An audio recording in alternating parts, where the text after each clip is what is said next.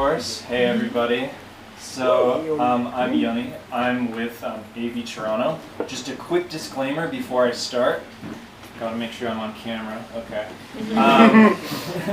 Disclaimer is, even though I do a lot of activism with AV Toronto, today I'm not representing them in any way. If you want to learn more about them, they have a really good series of videos online called Holding Non-Vegans Accountable Workshop, and just look for the more recent one. And yeah, today I am just representing myself. So all the information in this is just my own personal anecdote, so take it all with a grain of salt. Try it out, see if it works for you. So these are my tips. Number 10's getting cut off right now, but that's not a big deal. So I've broken it down into 3 different sections. We got 5 simple tips, then 3 complex tips, and then mindset shifts. Essentially, simple tips are just tips that you can very easily integrate into your outreach. Then the more complex tips take a bit of effort on your guys' part. And then the mindset shifts I just included because I just want to share some sort of mindset shifts that we can use when, it's difficult sometimes in outreach. It's like you can have some really difficult conversations, and I think these mindset shifts help you sort of overcome that, transcend that, and essentially be a better activist. So let's start with number 1. Okay, number 1, preventable distractions. So in essence, my goal when I'm outreaching is I'm trying to be as in the moment, as present in the moment as possible. So that means you want to get rid of as many distractions as there might be. So essentially, here are just some examples of ones that I've been able to get rid of. But what you got to do is find the ones that sort of affect you and just prevent them before you even get to the event, most likely. So just basic stuff, like make sure you have something to eat before you go. Make sure you're dressed comfortably. Make sure if you're at AV, for me, something that used to really annoy me was when I'm outside of the cube, I still have my mask. I'd wear it on my shoulder and I'd be talking to someone and it'd just fall off and totally my flow of conversation is just ruined. So I just make sure I keep those, keep the mask in the bag, simple stuff like that. Another thing for me is if there's anything urgent going on in my personal life that's important, I deal with it before I got to the event, There's nothing worse than being at the event and something's on your mind, it's just eating away and you can't even focus on the conversations themselves. So that's personal distractions. Now if there's one tip I want you guys to take away from this, it's this next one, which is take a deep breath. So next time you're at an AV event or We the Free event, in that moment before you go and talk to somebody, take 3 to 4 seconds and take a deep breath. What this does for me is it puts me in a state of relaxation and just better self-awareness. And honestly, it's just a better state to be in when you're talking with someone because as we know, the conversations can get heated.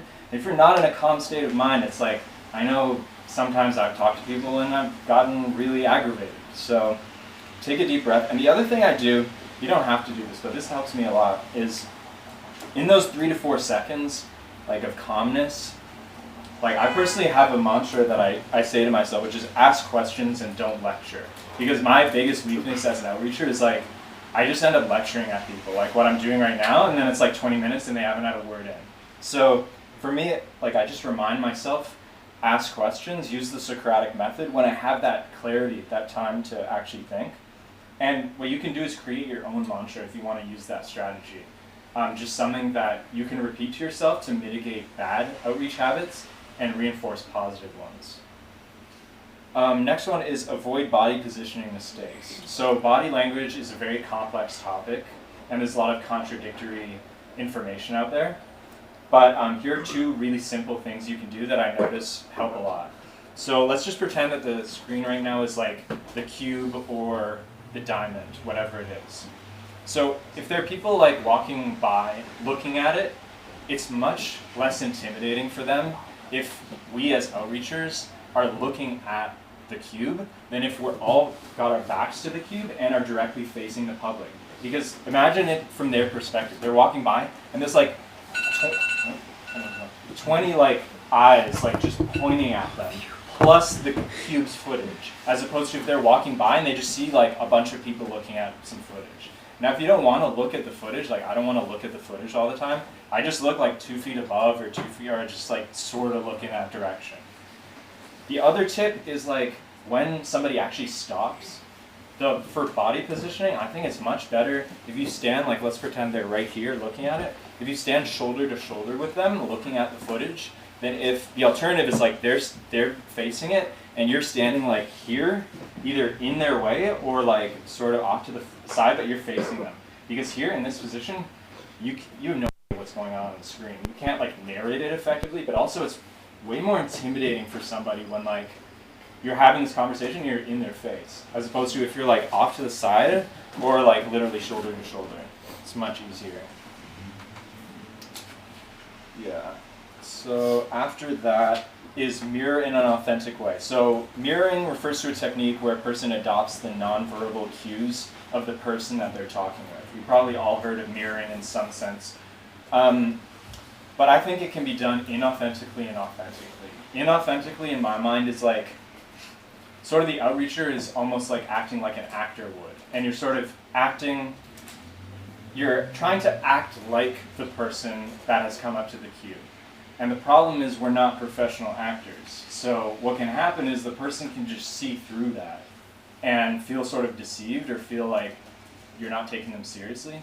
And they could like leave or the conversation could go poorly. In my mind, the best remedy for that is literally just, like in the same way you'd act differently when you're around like a bunch of your friends than when you're with your grandma. You know, it's like you act very differently around them, but it's natural. It's not like you're forcing it. So for me, it's the same thing. If like a group of rowdy teenagers come up to the cube or the diamond, just act sort of naturally as you would with that demographic. That doesn't mean you throw out all your like outreaching skills and everything and you become a rowdy teenager. It literally means, like in my case, it's like I just swear more when I'm around like rowdy teenagers than if grandma's coming to the cube, you know? So that's pretty much it. Just try and keep it authentic. This one's very simple. So during my time doing outreach, I've noticed the final few minutes I think are some of the most important minutes of your conversation, because you're usually asking a lot of like questions that carry a lot of weight with them, like they're very impactful questions. Plus, you also are giving them something that can show them, give them more information about this. I think the worst thing, at least I've done, to ruin this part of the conversation is like I fumble this part of just giving the card. So for me, like the easiest fixes are, instead of like fumbling around trying to find which pocket you keep your cards in, literally just have a pocket you always keep your cards in. Yeah. It's like for me, it's this pocket. So I instinctively now just reach into that pocket. It's such a simple fix, but it's like you could spend a minute like being like, oh sorry, like, you know, it's just bad. The other thing is like make sure you grab a sizable stack of cards when you're starting outreach, because then you're never going to get caught without a card. Have to walk, grab a card. That just wastes time. And if this is like AV specific, but if the resource cards in question, they simply display like a link or a QR code on them, like it's really good to know what's on the other side of that. Rather than if they ask you a question, they're like, what's on the other side? Like, what am I going to see? And you're like, I don't know, Dominion, or like, you don't know.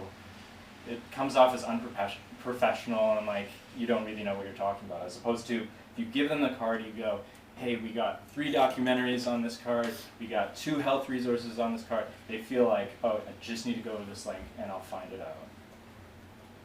Okay.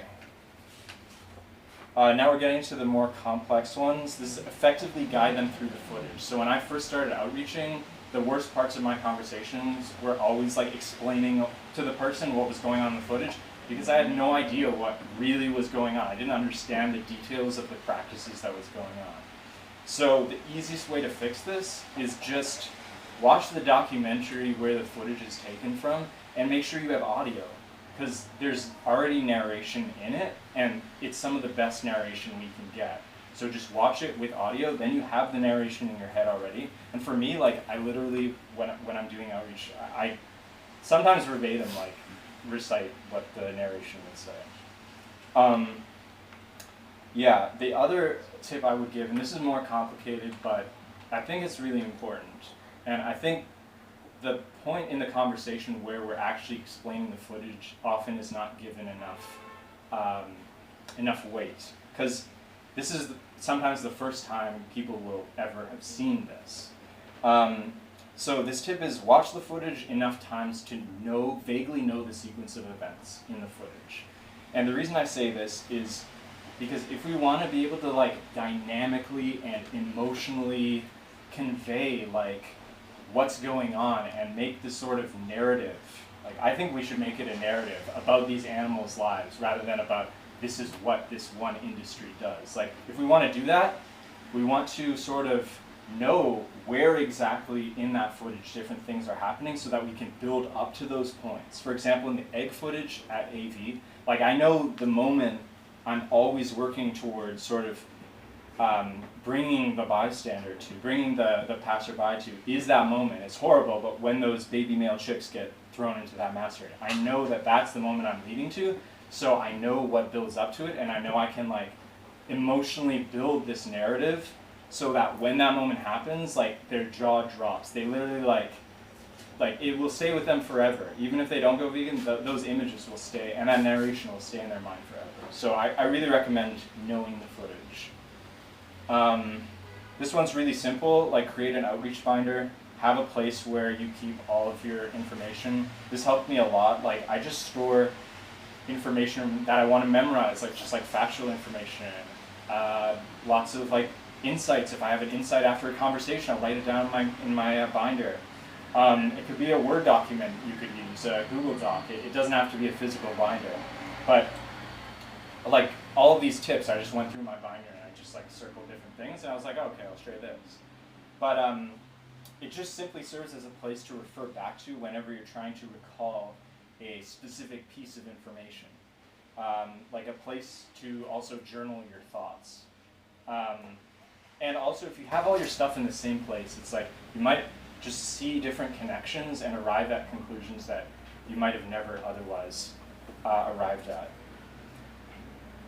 This one's pretty simple. Develop a pre and post event routine. So for me, my personal routine, which works for me, is very simple. One, I make sure I have no distractions, as I talked about before. The second thing is I check my outreach binder, because I usually have notes of like things I want to improve on in the next time I'm talking with people at an outreach event. Often I'll watch one or two videos from the outreachers that I like admire particularly, and it'll remind me of like their methods and get me in the mindset of like, this is what I'm going to be doing in a few hours. On the way to the event, I'll listen to some calming music. I will do some breathing exercises just to put myself in a calm mind and get rid of any anxiety I might be feeling. It's pretty simple stuff, but honestly, it helps so much. And then after the event, I'll reflect on the conversations I had for maybe 5 or 10 minutes. Just write down any notes that might have, things that might have stuck out. And the other thing that, this is going to transition into the next tip, but like sometimes you can have, like this does happen sometimes, you can, it's just unfortunate. You just have a bunch of really bad conversations. It does happen. And you can feel debilitated and just feel, you know, like you've lost some hope.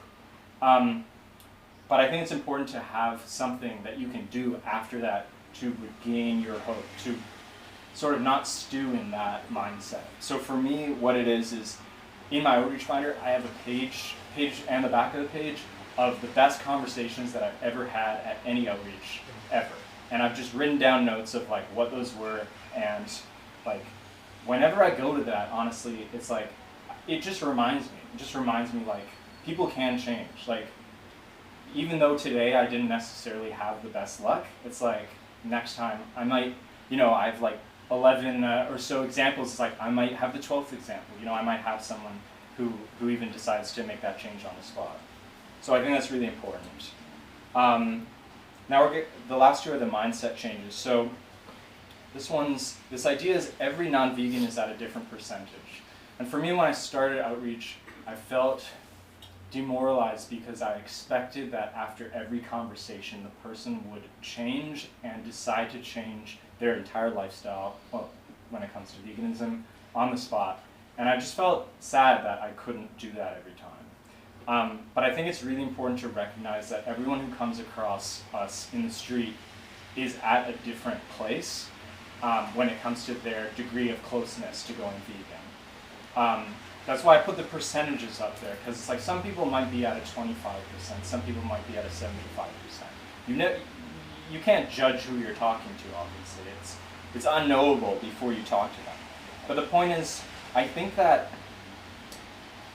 sort of if you conduct your outreach really effectively, if you hit on all the major emotional points, on the major logical points, you make people realize that they are actually contributing to what they see on the screen, no matter what, even if they're at a 0 when they came to talk with you, they are now at a 15 because of that conversation you talked with them, that you had with them. Sometimes you'll meet someone and they'll be at a 75%, and then after your conversation, you take them over the finish line.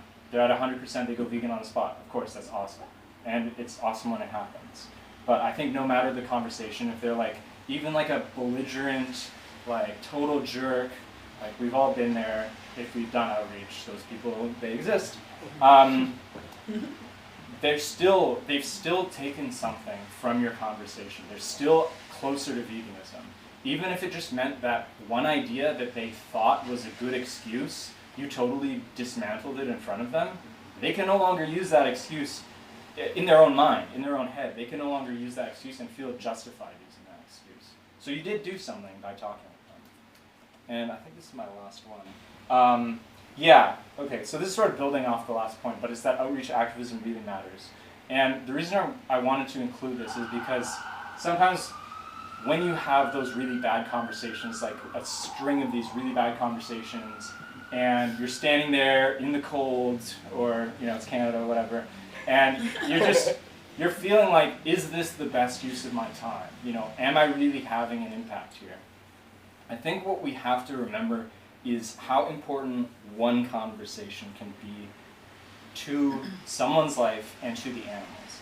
So I know I probably you guys a lot of you have heard me talk about this before, but I think it's so important to just remember, which is like I'll give you a real life example. There was a woman I talked to in I think November or October of last year, and she was probably like 25 or so, and it was I think the most genuine conversation I've ever had, and I'm positive that she's vegan now because of the fact that she saw us on the street and stopped.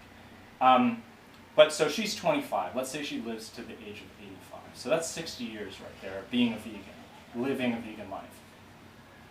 They've done estimates to say that a vegan saves somewhere between 100 and 500 animals a year simply because of that lifestyle choice. So let's go on the conservative end of that. So that's 100 animals per year, so 100 times 60. So that's 6,000 animals total on the conservative end that you could save because of a conversation you had with somebody on the street.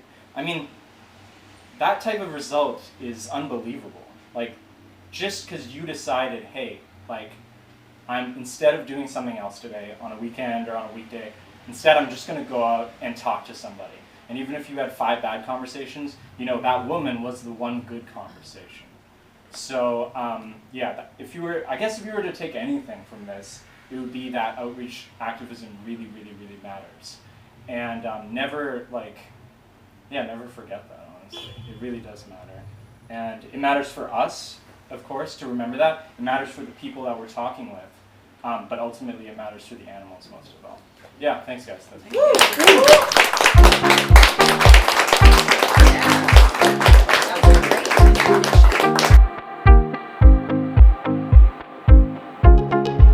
Oh wow! I feel like we just silently commanded the attention. Thank you guys. Thanks, Yoni, for everything you said. I think it was really awesome, really helpful stuff.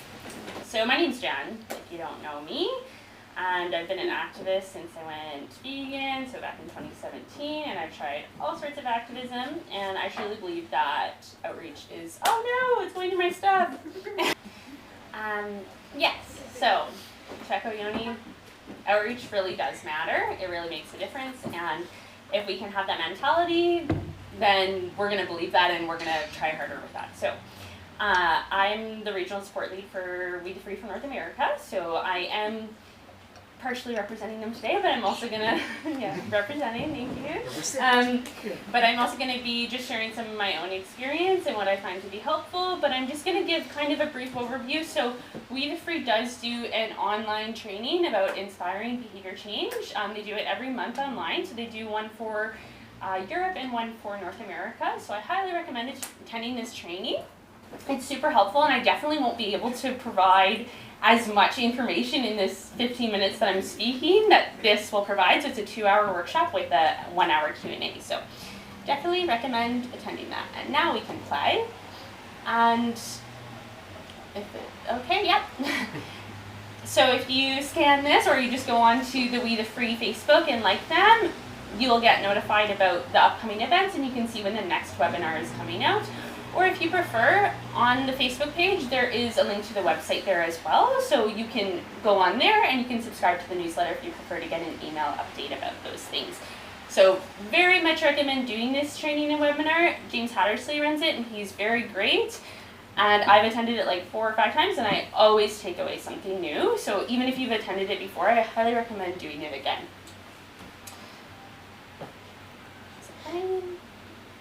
Yes. Okay, so I just made a little cheat sheet, and I also passed it around because I know it might be hard to see. So these are just some of the questions, and this isn't the be-all end-all script or anything like that. This is just a guide.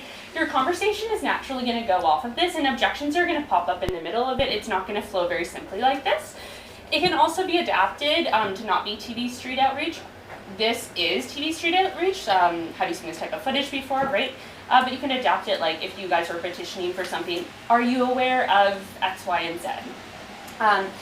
So this is the coaching method. So in this ideology, we are trying to be a coach. And when we're a coach, we want to gain as much information as we possibly can so we can be as an effective coach as possible. So we do what's called double tapping. So when we say, have you seen this type of footage before? They go, yeah, I have. And then you go, okay, where have you seen it? So we want to gather as much information as possible. They go, okay, well, yeah, actually at school, a teacher showed it to us.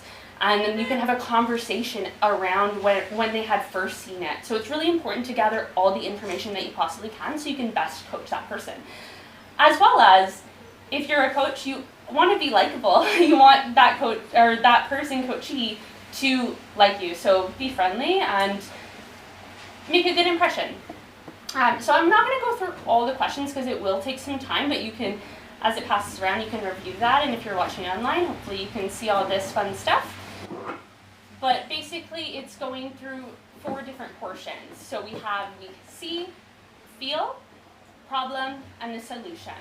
So we're getting them to get in touch with their feelings and double tapping into that stuff too. We ask, how do you feel when you see this? And normally they're going to say some variation of sad, mad, or bad. And you want to touch into that. What specifically makes you feel sad? Or X, Y, Z. What is it about animals being treated this way that bothers you? So really just double tapping into all of that feeling. And then alerting that there is a problem, right? So there's a problem, but we can fix it. And what do you think the solution is? And this coaching method is all about asking questions. We're never telling them what the solution is. And even when it's a bit difficult, when they're not going on the page we want them to go in, we're going to still try to ask questions. And maybe we'll end up making it a bit obvious in the end, but we really want them to come to the conclusion on their own. People don't always remember what you tell them, but they remember what they've come to themselves or how you make them feel. So keep that in mind. And then the last point is like a call to action. And this is also where you're handling any final objections. You really want to get objections. If you don't get any objections in your conversation, it probably didn't go as well as you thought it did go. And they might just be trying to appease you and get rid of you. You want to handle any objections. If this person is not vegan yet, they obviously have some reason for that. So you really want to handle all of their objections. And they'll come up during this whole talk, but at the end, that's when you really want to have a strong close. So you want to ask, what do you think you can do as individuals to help? What can you do? And they'll say, well, I could be vegan, let's say, if they say that. And then you can say, okay, would that be too difficult for you? And they might say, no, it'd be fine. Well, what would be the most difficult thing about it? And you just really want to solidify any final objections. And then that's where we get to the objection handling, which we'll play in 3, 2, 1. Pause. Okay, cool. So these are the 7 steps to objection handling. So again, just a guide here. You want to do all 7 steps for each objection that you get. So the first is to listen and to not interrupt. So this isn't a debate or an argument. You really want to listen to them. You're coaching them, right? So listen to them entirely and really try to gain their perspective. And that's when we acknowledge their perspective and we provide clarity. So for example, you could say if someone says, you know, I'm really worried about not getting enough protein. I'm a bodybuilder, so I really need to make sure I get enough protein. And they go on about that for a while, and you listen, you don't interrupt, and then finally you say, okay, I totally hear you. So from what I understand, you're saying that you align with veganism, you don't want to harm animals anymore, but you're a bit worried that you're not going to get enough protein that you need for your bodybuilding routine. Is that right? Is that correct? And then they'll say yes. So we want to confirm that we're on the same page with them, right? And then we want to empathize with them. So we can do what's called the feel, felt, found method. So we can say, I totally understand how you feel. Before I went vegan, I was scared I was going to die or something. I don't know how this works. But then I just did a bit of research, and what I found is that I'm healthier than ever before, and I can be really strong on a vegan diet. So, and then you want to ask questions. So you can say, when you started that bodybuilding routine, I bet you didn't really know how to go about that initially. So what did you do to figure out what kind of changes to your diet you needed to make during that transition? And they'll tell you, oh, I did a bit of research online, and I talked to some other bodybuilders, some professionals. Okay, great. So considering that you want to move into veganism, what do you think you can do to make sure that you're getting all the protein you need and you can still do your bodybuilding? So you're getting them to solve their own problem, their own objection with that stuff. And then you want to just confirm your understanding, reiterate, so rehash kind of what you've just gone over, and then present a solution, so share expert opinion. And this is really where your rapport building comes into play. So you want them to respect your expert opinion. So this is when you can do some more relating as well. And then you want to gain agreement, so confirm the solution. So after what you saw today, you were disgusted, you don't want to participate in this any longer, so you have to be vegan, right? Yeah, okay, great. So, and you're going to go home, you're going to do the research, you're going to talk to some professionals, and you're going to see how you can do this, right? And just confirm that solution and get them on board and make sure, and this is really important to have a strong close, to really confirm the solution of what their problem is. So that's just one small example. And now I'm going to get into some stuff of my own, little personal tips. So I worked in door-to-door sales, so pretty much all this stuff is just from sales that I can apply to outreach conversations. So number 1, be an active listener. So an active listener is engaged, they're making eye contact, they're listening, and they're also building rapport, they're relating. So you want that person to walk away and feel like they were heard and seen. So that's part of active listening. There's a lot to that. Double tapping into questions is active listening as well. So making sure that you have full understanding. So that kind of ties into the whole IBC as well. Finding hot spot. So this is super important. Obviously, we're fighting for animal rights, and we want to focus on the animals because if people focus on the animals, they're going to stay vegan, right? However, if someone is going on about health, for instance, and they're really worried about health, or maybe they're really into health or the environment or whatever it is, I'm going to save that for later. Or if they've just mentioned something, I'm going to remember that they've mentioned that and save it for later. I know that's a hot spot. That's a topic I can bring up for later. That's something that's very important to them, so it's very important that I focus on that for them.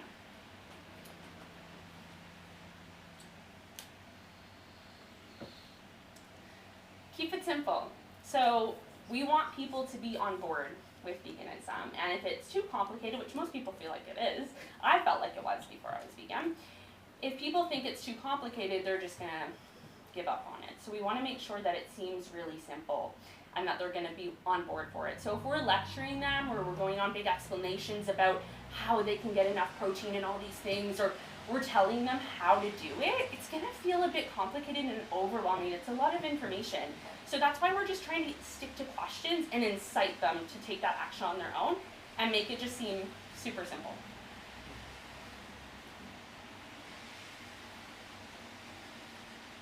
Body language. So we only touched on this as well. Body language is super important. So smiling, eye contact. I like to nod when I talk because when you nod, other people will nod too. So if you say something like, someone will be like, plants feel pain, or whatever, you can be like, well, I know you know there's a difference between chopping a head of lettuce and chopping a dog's head off, right? And they'll be like, right, yeah. So they're just naturally going to nod along. So stuff like that's really helpful. And as Yoni was mentioning before, the mirroring, so I like to just mirror people's body language very simply. Like if someone's standing like this, I'm going to stand like this too. It's a psychological thing. They're just like going to subconsciously relate to you if you're standing in a similar fashion and if they feel like they can relate to you. But yes, very complex topic. So know when to walk away. So most people aren't going to change on the spot. And some people are just looking for an argument.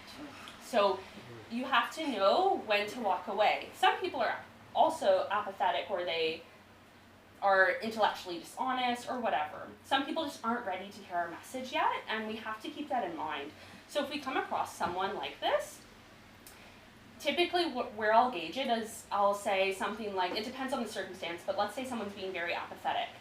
And they're like, oh, I don't care, I love the taste of bacon, doesn't matter to me. I'm like, okay, so from what I'm understanding, you value your taste pleasure more than the lives of the animals, is that right? And they'll be like, yep, that's right. And I'll be like, okay, well, I hope you enjoy your day. And I'll just walk away. And that's it, because they're not going to change in that conversation. There's no point, it's a waste of my time to continue on. So we want to manage our time very effectively. We want to be effective in our activism. It's very important. There's all sorts of different types of activism for animals, and they all are valid. But I think in whatever type of that activism we're doing, we're trying our best to be as effective as we possibly can. And part of that is managing our time effectively.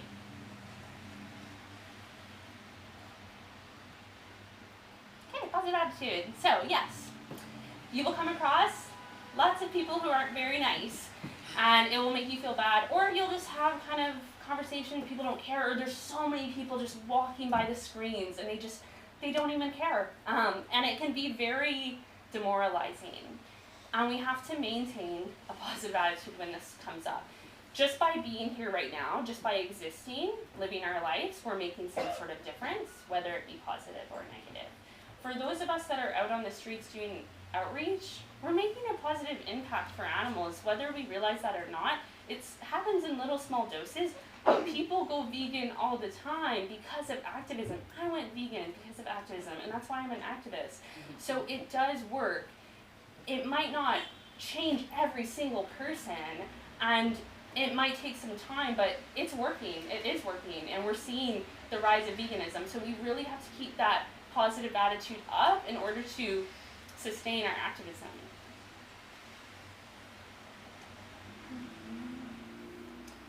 Keep learning. So none of us know how to do this the most effectively, and we have to keep a student mentality. If we're like, I know what the best way is, and there's no telling me different, that's just not a good attitude to have. We need to make sure that we're always maintaining the student mentality, we're always continuing to learn and grow, and that includes, you might have a bad conversation, and you might be like, oh my god, I should have said this, or I was just lecturing that person, I just totally went off book for that. That's okay. Don't be afraid to make mistakes. You're going to learn through your mistakes. Mistakes are great because they help us learn, they help us be better. So embrace errors and just continue to learn as you go. And that's all that I have. So.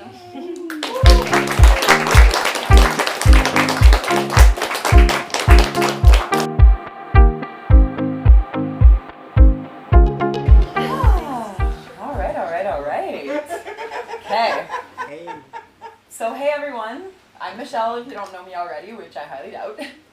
because I'm very outspoken in the movement, and I would like everyone, just because we've sat through 2 presentations already, if you could just do me a little favor and stand up with me for a second. Just stand up. Yes. Let's just shake it out a bit, because one of the biggest things, okay, that happens in activism is, as Yoni and Jen spoke of, we tend to accumulate the energy of people, right? Like we want to save the world, and we hold on to that energy. So let's just give us the opportunity to let go. So for a second, you could close your eyes or you could keep them open, but be aware of your surroundings.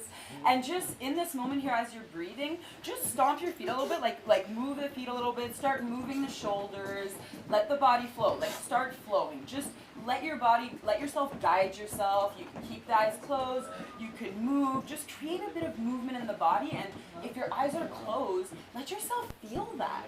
Feel those sensations. Notice just by moving your body a little bit how you're connecting yourself to yourself, because this is such an important lesson for activism, right?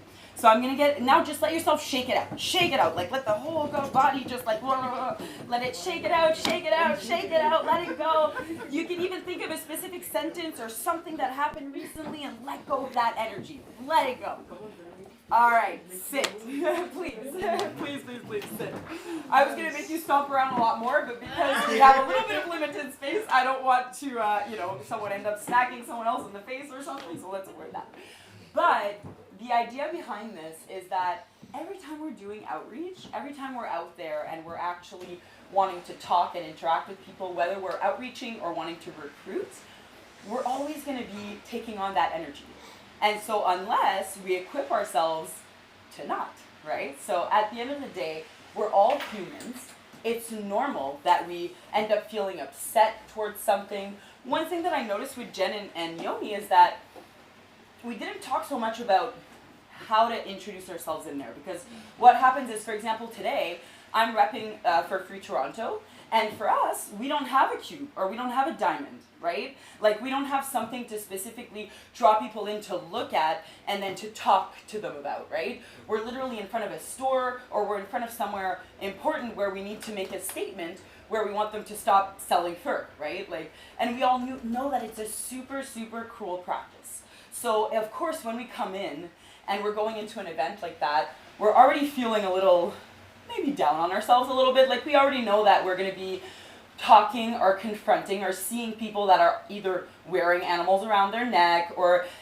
So with that being said, my process when I go into an event, whatever event it is, whether it's a We the Free, whether it's an Anonymous for the Voiceless, it's a Fur Free Toronto, it's a plant-based treaty, it's a Save, we're bearing witness, whatever the event is, I start by visualizing.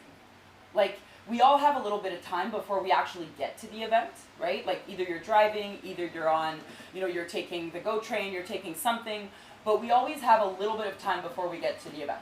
Unless you know how to teleport, and please tell me because I would love to learn how to do that. But we usually have about 20, half an hour, maybe even an hour. Like for me, it took me about an hour to get here today. And through that process, I'm not closing my eyes because I'm driving, but I am thinking, I'm visualizing, I'm seeing it exactly as is. So even today, for example, I literally visualized, I hadn't been to Wishbone yet, and it's beautiful, by the way. I'm like so super excited about this space, and I hope that most of us are going to take advantage of it. But I had no idea, and I visualized this space, I visualized all of these lovely faces, and the things that I was going to talk about, and how I was going to inspire others, right? And when I go to an event, I think about the same thing. It's like, my first thought is like, okay, whoever's going to show up, and actually Jen and Yoni touched on this, is like everyone's different. Everyone is different, right? And everyone's at a different percentage. Some people are at 20, some people are at 70, some people are already there. And that's one thing I really wanted to touch on too, is if you do connect with a vegan, if the person is already there, we have to take outreaching to recruitment. We have to recruit them. Like, it's so important because at the end of the day, we do want to impact as many lives as possible. We want to outreach as many people as possible. We want them to understand our message. But if they're already there, if the percentage is high, we want to make sure we recruit them. Because as you guys have seen, we're pretty much all the same people showing up all the time, right? So it's like, it's good to have people that we could either delegate to, that we could have like as empath buddies that we could talk to. The more we grow our movement, the more effective it will be. The more our outreaching skills will be effective, because the more people that are there that know how to outreach, the more we're able to recruit, the more the numbers multiply. And very similar to what they were saying too, every single person you reach out to reaches up to, I heard this number, I don't even know where, but 777 people. The domino effect. So say you talk to someone, that person's going to bring up this conversation somewhere else. It might be with another friend that was already vegan. They might talk with someone else that wasn't vegan. It just perpetuates, right? Like, we tend to think that like our conversation is limited to what we just had, but at the end of the day, that conversation perpetuates. Like, once we're not there, they're still talking about it. We plant that seed. And I just want you to think, we have to lead by example. We have to be strong activists that literally lead by example, because the moment we finish with that conversation, as they mentioned, the way we finish that conversation is really important, but we have to be able to get into the conversation as well, right? Like, at the end of the day, our presentation, our body language, the way that we present ourselves, but the way that other people are reacting too. So say, for example, we're at a fur-free event. We already know tons of people are going to be walking by, some will be wearing fur, some won't be wearing fur. If we try to approach people that are trying to ignore us, and that are already body language looking the other way, like they don't want to be there, they already know that there's something going on, they don't want to address us, why? I'm not talking about a waste of time, because again, every time we have a conversation, we're pushing the people closer towards veganism, or towards at least taking action for the animals. But at the end of the day, it's like, if the person is ignoring you and looking the other way, don't spend your time going after someone like that. The body language goes beyond just our own body language. The body language goes, you could see other people's body languages as they're walking by. You could see, even if they're looking at TVs, for example, or they're looking at the diamond or at the cube, their facial expression. You'll already see kind of like how you can approach them, right? And with the Fur Free event, we've got people walking by all the time, and a lot of people have no idea what we're doing, right? They don't even know that real fur still exists. So that's literally, I think I had this example happen to me at an outreaching event in Oakville, and we had a girl and her dad, they came to sign the petition. You know, we just smiled, it was like, hey, they were like, oh, we totally support you, and they signed the petition, and this whole time she was wearing fur. And I knew it was real, and I was like, in my mind, I was thinking to myself, so she doesn't even know, like she has no idea, right? So I just said, I'm like, how can I kind of bring this in there without accusing her, being like, well, you're wearing like a real animal around your neck, right? So I just said like, oh, so where did you get your coat? And then she, oh, my mom bought it for me. I said, have you ever looked at like the ingredients that were used? And she was like, no, why? I'm like, I think you're actually wearing real fur right now. She was like, no. She's like, my mom would never do that. My mom. So we looked at the ingredients together, and it said real raccoon dog fur. It literally said it on the ingredients on the inside of the coat. So it just goes to show, like, a lot of people don't know, you guys.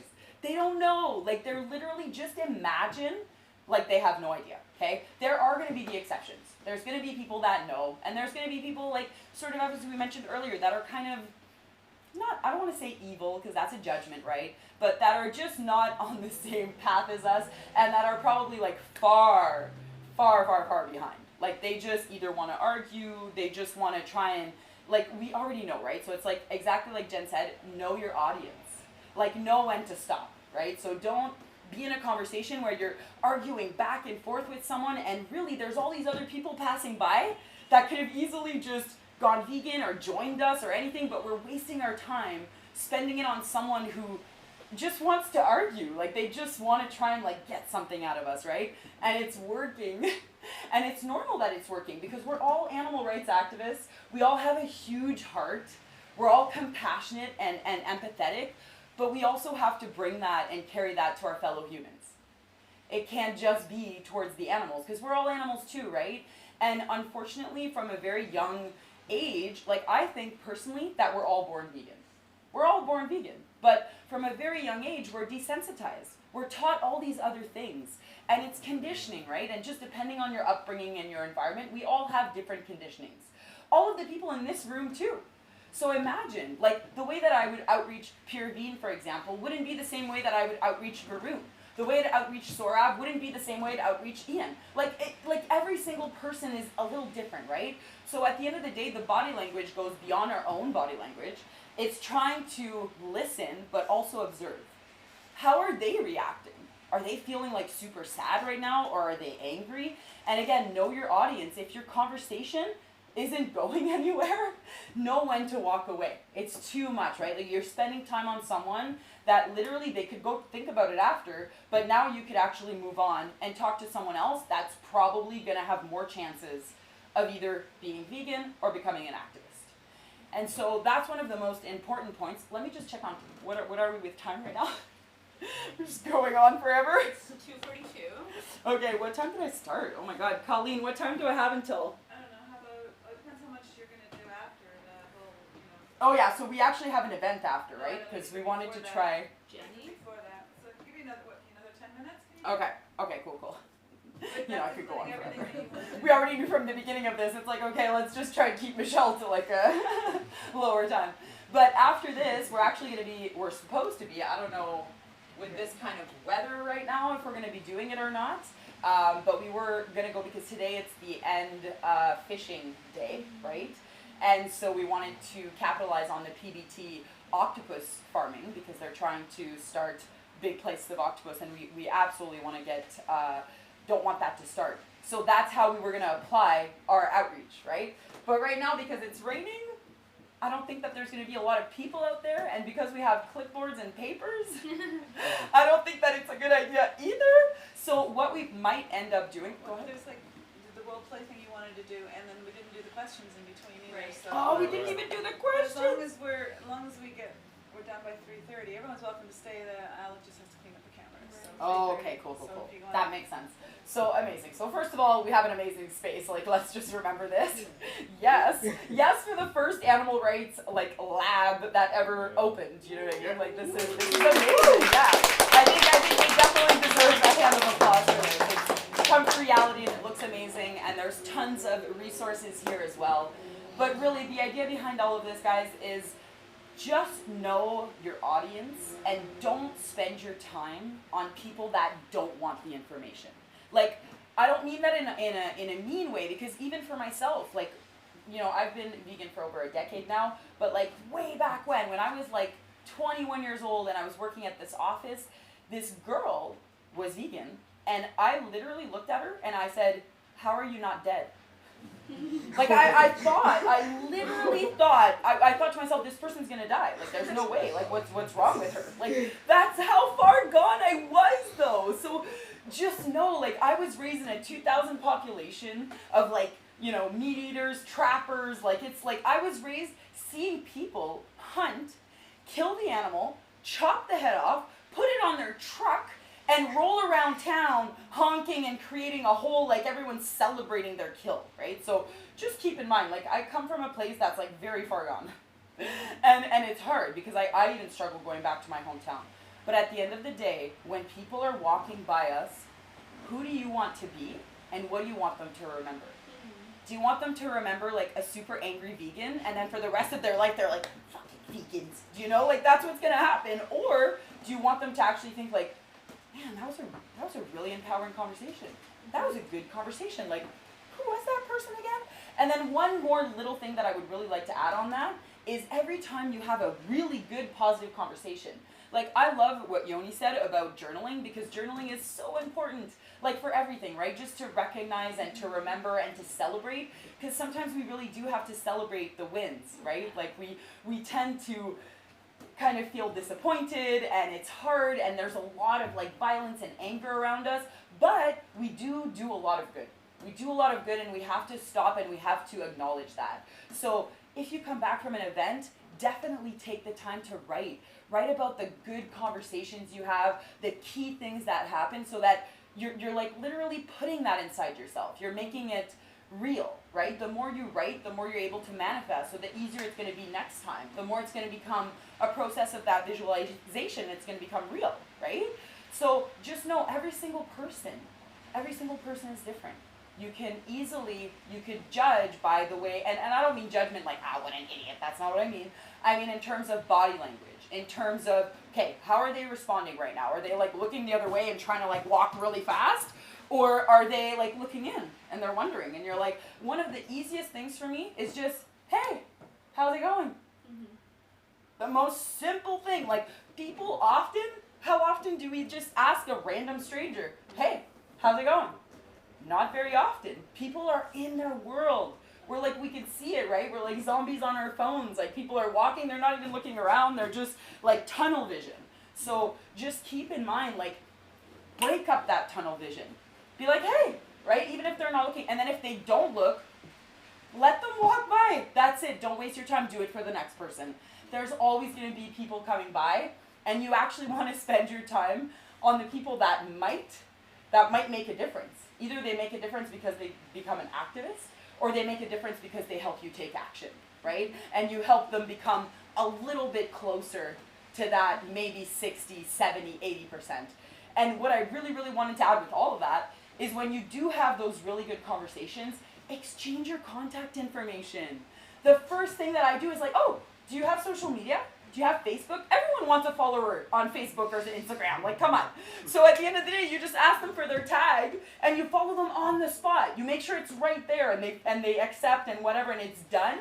And what I usually do is I write a message right away. The moment I add them, I'm like, hey, it was super cool meeting you today at this place and this place. Looking forward to continue to connect. Something as simple as that. Just so, first of all, I meet a lot of people on a daily basis.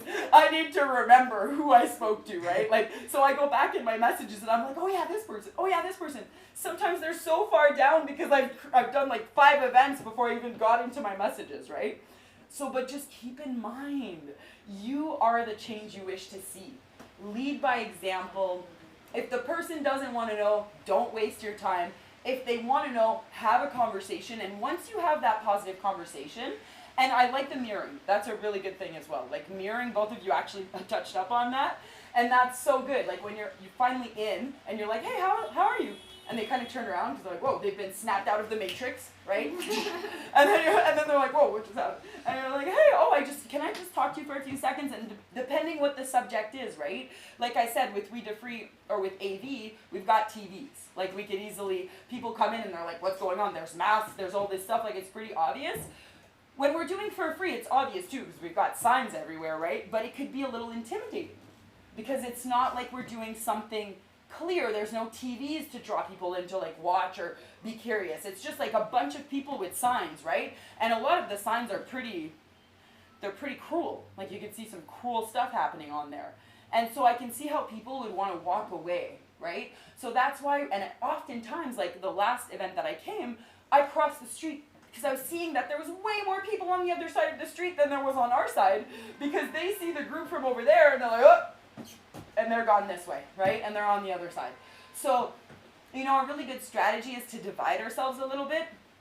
I don't mean divide ourselves or within ourselves. I just mean we meet up, we take a good group, we do it smart and effectively. We split the group in 2 sides so that if the people try and they think that they're going to be able to avoid it, oh, well, look at that, we're on the other side too. So just like little things like that, right? And just keep in mind, like you are the change that you wish to see. You're embodying that, and you have to keep leading by example. People look to you. We don't want people to look at you and be like, again, oh, freaking vegans. That's not the reaction we want. We want them to be like, man, that was a really good conversation with that vegan. You know, like that's what we want them to remember. And then we have their contact, and we could follow up, or they can ask us questions. Like the amount of amazing people that I've met through the years doing activism and outreaching, right? Like it goes beyond outreaching than recruiting. It's like I'm always trying to get to the recruitment. I always want to try and grow our movement. I always want to try. I think to myself like, oh my God, can I please have like 10 of me? So I need to keep trying to meet them. Do you know what I mean? Like, please, let's have more activists that are taking the lead, and anyone can take the lead. Anyone can take the lead. You could totally take the lead. Do you know what I mean? Like, you just have to remember, lead by example, smile, have a positive body language, only talk with the people that want to talk to you or that are receptive or that are curious and open-minded. Don't waste your time trying to run after someone that doesn't want to know. Like, you're just going to discourage yourself, and then they're just going to have a bad negative thought about vegans. That's the last thing we want, right? So just let them walk away. The opportunity will come again.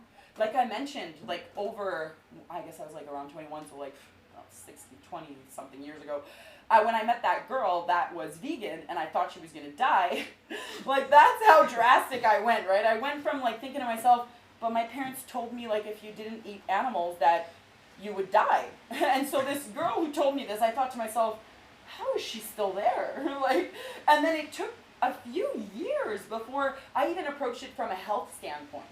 Like I was diagnosed with MS, right? So it forced me to like do more research.